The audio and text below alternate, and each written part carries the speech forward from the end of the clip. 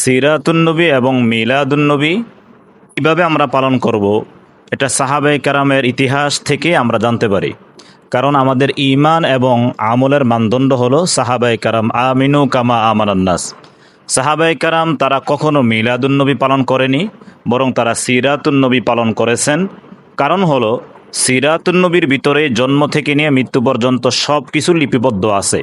কিন্তু আমি যদি শুধু একটি অধ্যায় মিলাদুন্নবী শুধু পালন করি, তাহলে এর ভিতরে ওয়াফাতুন্নবী নেই, এর ভিতরে রাসূলের অন্যান্য বিধিবিধান শরিয়াও নেই। এই কারণে রাসূলের শানে এমন একটি শব্দ ব্যবহার করা উচিত, যেই শব্দটা রাসূলের শান মান যেমন বড়, ও শব্দটাও তেমন ব্যাপক হবে।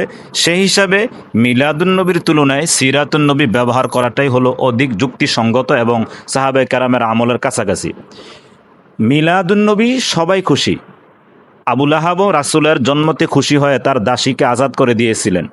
রাসূলুল্লাহ সাল্লাল্লাহু আলাইহি ওয়াসাল্লাম তিনি প্রতি সোমবারে তিনি রোজা রাখতেন। এক সাহাবী প্রশ্ন করলেন, ইয়া রাসূলুল্লাহ, আপনি প্রতি সোমবারে কেন রোজা রাখেন? তিনি বললেন, আমি সোমবারে জন্মগ্রহণ করেছি, এই সোমবারে আমার উপর ওহী নাজিল হয়েছে এবং এই সোম এবং বৃহস্পতিবারেই আল্লাহর কাছে আমলনামা পেশ করা হয়। সেই হিসাবে আমি যেহেতু সোমবারে জন্মগ্রহণ করেছি, তাই আমি সোমবারে রোজা রাখি। প্রিয় ভাইয়েরা, প্রত্যেক মাসে সোমবার আসে 4 বার।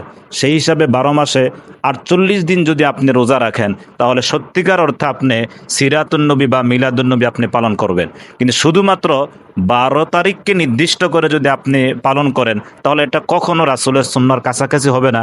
এটা খ্রিস্টানদের পদ্ধতির অনেকটাই কাছাকাছি হয়ে যায়।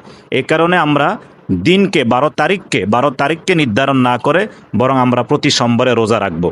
সুন্নি ভাইয়েরা মিলাদুন্নবীর ক্ষেত্রে অনেক বাড়াবাড়ি করেন। যেমন একটি নমুনা হলো, তারা সকল ঈদের সারা ঈদে মিলাদুন্নবী। রাসূল বলেন, ঈদুল ফিতর ঈদুল আজহা ছাড়া আর কোনো ঈদ নেই। লা তাত্তাখিজুল ইয়াউমা ঈদা, তোমরা এই 2 দিন ছাড়া অন্য কোনো দিনকে ঈদ বানায়ও না। অথচ আমরা বলি এই 2 ঈদ ছাড়াও শ্রেষ্ঠ ঈদ সাইয়্যিদুল আয়াদ হলো ঈদে মিলাদুন্নবী। আবার তারা ঈদে মিলাদুন্নবীর অনুষ্ঠানগুলোতে নবীজির শানে যে শব্দগুলো ব্যবহার করে, এটা কোরআন সুন্নাহ বহির্ভূত শব্দ। আল্লাহ রাসূলকে সব জায়গায় বলছেন আইয়ুহান নাবিয়্যু, আমরাও তাশাহুদে পড়ে আইয়ুহান নাবিয়্যু, কিন্তু তারা নবীজিকে বলে ইয়া নাবী। একটা হলো হে আব্দুল্লাহ, আর একটা হলো হে মাননীয় আব্দুল্লাহ। দুটোটার ভিতরে আকাশ পাতাল ব্যবধান আছে। তাই আবেগ দ্বারা নয়, শরিয়া দ্বারা আমরা সিরাতুন্নবী পালন করি। আল্লাহ আমাদেরকে হক বুঝার তৌফিক দান করুক।